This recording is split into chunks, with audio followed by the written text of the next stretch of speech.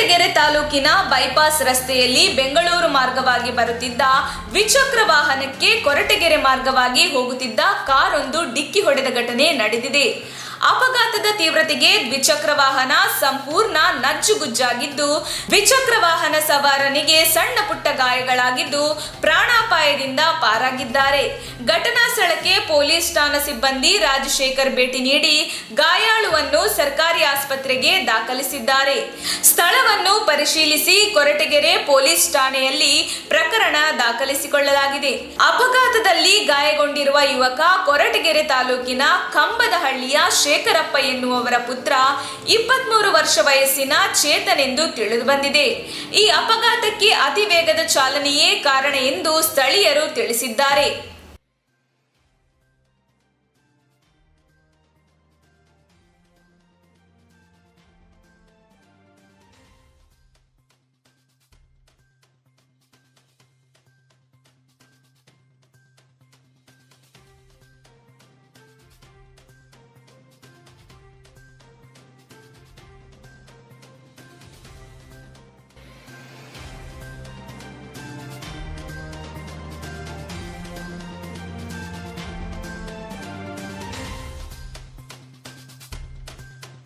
ನಮ್ಮ ತುಮಕೂರು ಮಾಧ್ಯಮದ ವಿಶೇಷ ಸುದ್ದಿಗಳನ್ನು ನಿರಂತರವಾಗಿ ಪಡೆದುಕೊಳ್ಳಲು ಚಾನೆಲ್ ಅನ್ನು ಸಬ್ಸ್ಕ್ರೈಬ್ ಮಾಡಿ.